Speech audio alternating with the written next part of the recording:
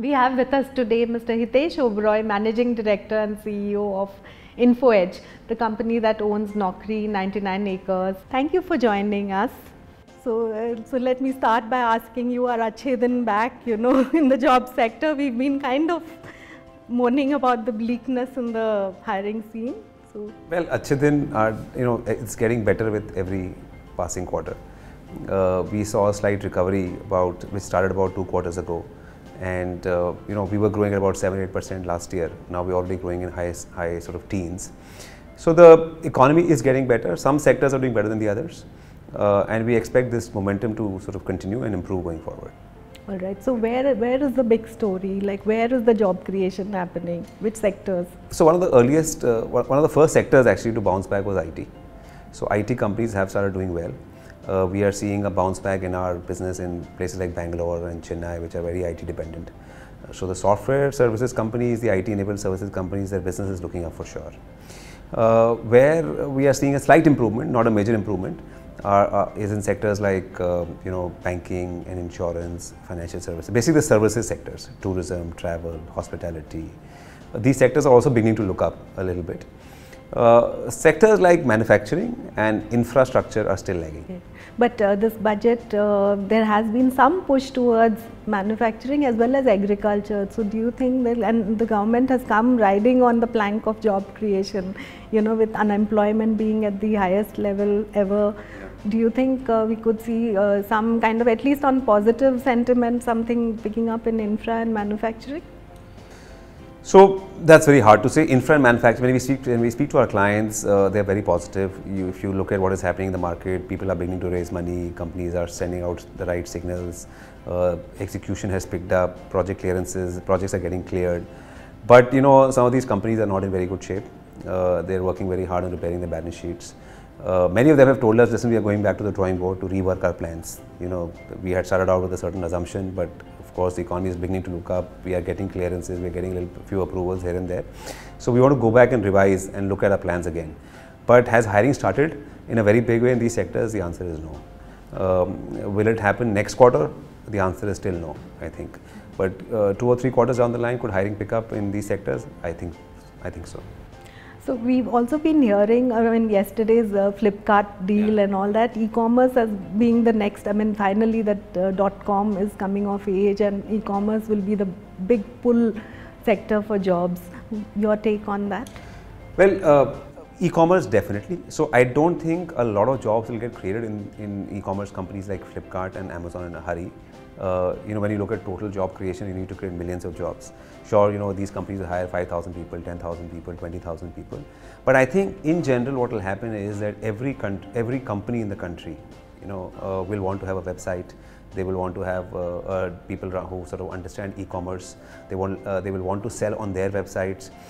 Every hotel will want to have a website of their own. Every company will want to have a corporate website. Every manufacturer will want to sell his wares through a corporate website. Every brand will want to sell through their website. So the impact of job creation, of the digital economy on job creation will be felt not just in the e-commerce or the only highly specialized online only companies, but in companies across the board, and that will lead to job creation. Okay, so but then that will mean that the skill sets required are very different. Do we have e-commerce trained professionals in the country to meet the demand that you are projecting, or digital ready? Are the B schools catering to this? Yeah, so I think one of the big trends going forward is going to be that every company has to go digital, which means that every company will have to hire people who understand digital. Do we have a lot of such professionals today? Well, let me put it this way, that we have a lot of people who are very comfortable with digital. The youngsters use the internet a lot, they use their mobile phones a lot. They understand how these things work. They order online, they sort of buy online, they book their tickets online, they search for jobs online. So we have a whole set of people out there, the youngsters, are very comfortable with the online medium, and that's what's driving growth of online. Do we have a lot of skilled professionals who can actually do these jobs? Well, I think we are beginning to get good people out there now. There is a realization that this is a growth area, that there will be a lot of job creation in these segments. We don't have very highly skilled people who can create top-notch products. But people who can sort of man these websites, who can run these websites, who can do digital marketing campaigns for companies, who understand the basics of how digital how digital runs, I think those numbers are increasing by the day.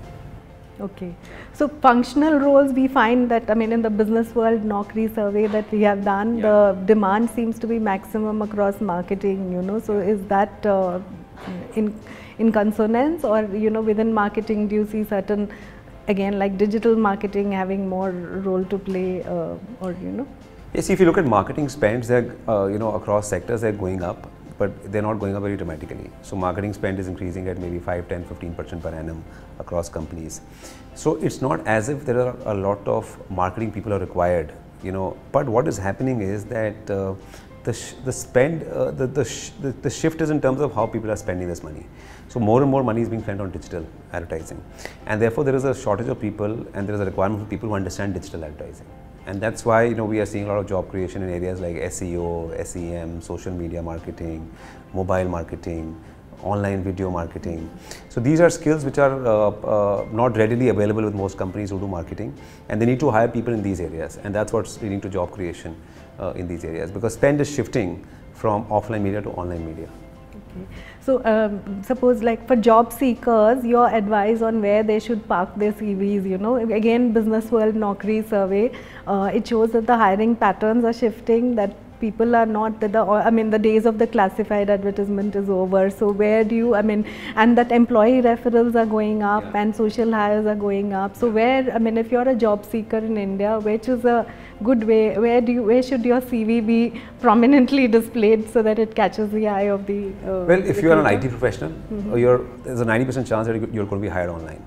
There's a 90% chance that a company is going to find you online, whether it's on job boards or whether it's on Facebook or any other sort of media out there.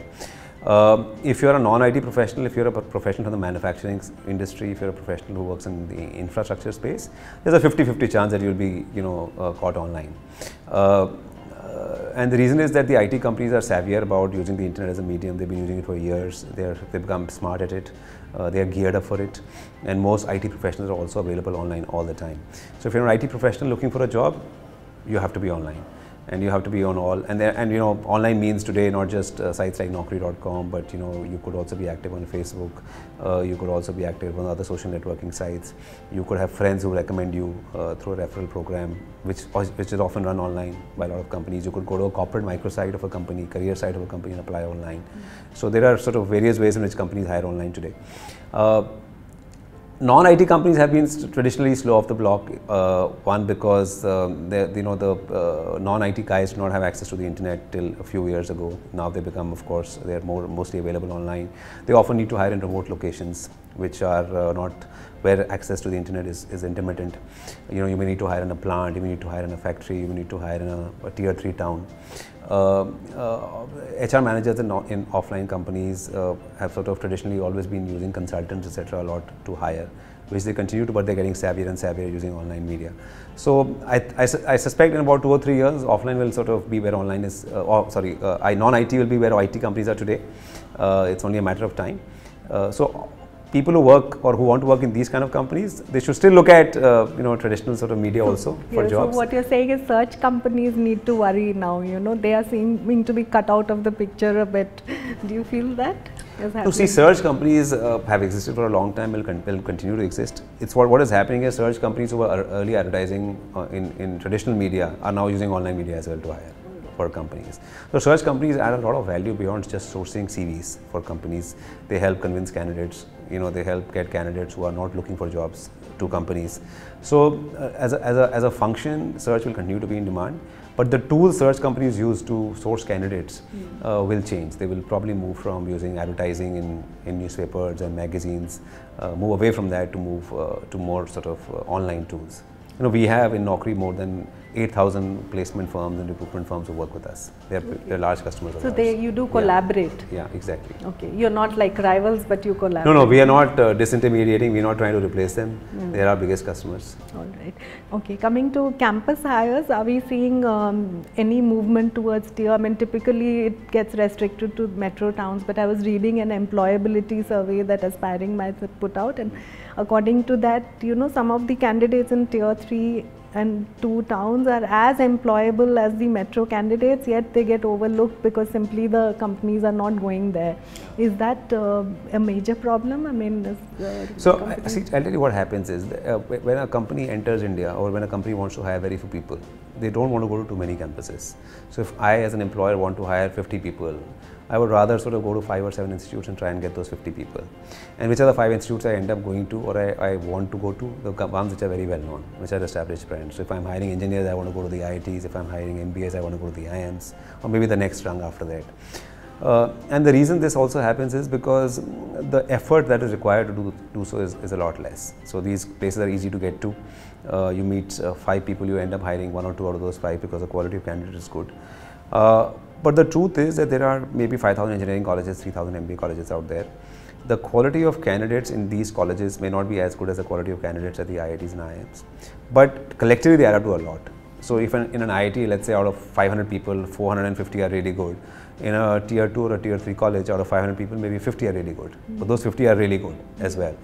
But sometimes what happens is that these colleges are hard to reach to. The amount of effort that is required to sift out these 50 people who are really good from the 500 who are there is a lot more. And companies end up therefore saying, listen, I would rather pay the higher salaries which I need to pay at an IIT or an IIM than sort of do this extra work. But I think as the market gets more and more competitive, as salaries in these top level campuses go through the roof, companies will have no choice but to go to these tier 2 and tier 3 campuses and hire from them as well. That's not begun to happen yet? That will happen once demand picks up. So when you need to hire very few people, you can sort of get away by just going to a few campuses. But when your numbers start looking up, you'll find that you have to go to more and more campuses to hire. So as the economy recovers, as demand picks up, you will see more and more companies traveling to these campuses to hire from these campuses. Any other new trends in campus hires? You're saying we've been hearing a lot about companies evaluating going to liberal arts institutes versus the schools and all. Do you also hear such trends? Well, I think what companies are more open to the idea of exploring more. So traditionally, it's been a few colleges, for engineering and a few colleges for management. But there are now different types of institutes. For example, we now hire a lot from the National Institute of Design. With this, because design is a new skill which is required. We hire from institutes of mass communication, which was not the case earlier. There are institutes offering specialized courses, specialized curriculum in certain areas. Like some institute may have a course in e-commerce, so somebody may go there to hire for e-commerce. Somebody may have a course in analytics, so a company which is looking to hire people for analytics may go there and hire for analytics. Liberal arts also, because the quality of students in some of the liberal arts colleges is fairly good, and many of them now want to work before doing an MBA. Companies maybe are often open to the idea of hiring them as well. So you will see more, companies trying out a few more things than they've been trying out in the past. In their sort of desire to get better quality students and in their desire to get different skills on board. Gone are the days when companies wanted to hire only engineers and only MBAs. Now people need different skill sets in a company, and especially in the online world. And often the engineering colleges and the MBA colleges are not the best places to go and hire for these skills. Okay. Yeah. Then I have a question on startups. We are seeing some kind of lateral movements from, people, mid-level people in established companies moving to startups. So are we seeing startups finally coming of age, or there is, finally, risk-taking has gone up, or, do you see this kind of trend happening, So, we've been in this space for about 15 years now. So every now and then you have this sort of period when there is a lot of startup activity, and this is often driven by some new trend. So right now, for example, we are seeing a lot of startup activity because of this whole mobile boom in the country and the whole boom around e-commerce. So we have these two booms taking place simultaneously. One is e-commerce is beginning to boom, and now mobile applications and mobile devices have sort of reached every household, and therefore there's a lot of action on the phone, and a lot of businesses are being built around the phone. So whenever you have a lot of this, whenever you have this kind of change, you see a lot of entrepreneurial activity. You see a lot of funding which goes into these startups, and you always have a few people who move from established companies to startups, because as these startups get funded, as they grow, they need talent and they need managerial bandwidth. My sense is also that compared to what it was 10 years ago or 15 years ago, the startup ecosystem is much more developed. The quality of startups out there is far superior to what we ever had. Many more people are willing to sort of try out startups, and there is no stigma around failing anymore. right? Which was the case 10 or 15 years ago. So if you fail at a startup, some other company will lap you up. We've ourselves hired so many people who've sort of done startups or tried their hand at something, may not have succeeded this time around, may want to try their hand again after 3 or 4 years, but we hire them because they bring some unique skills to the table. So I think this whole sort of ecosystem is beginning to develop, and my guess is that you will see a lot more startups and a lot more people willing to sort of try their hand at startup, not just from established companies, but also directly from college going forward. Okay, the final question is on what everybody wants to hear on salaries. Are increments good this year? Any kind of news on those? I mean. So I think most companies are almost done with their increments. Yeah. So if you do a survey, you'll get a good sense of what's happening out there. My guess is that in the hot sectors, salary increases have been very, very good this year, much better than what they were last year. Sectors which are beginning to do well, like I said, IT, mobile, internet, e-commerce, these kind of sectors are doing well on the salary front. The sectors which are taking longer to recover, which are yet to see achhe din, their salary increases this year will again be muted. May not be as bad as last year because people expect a recovery.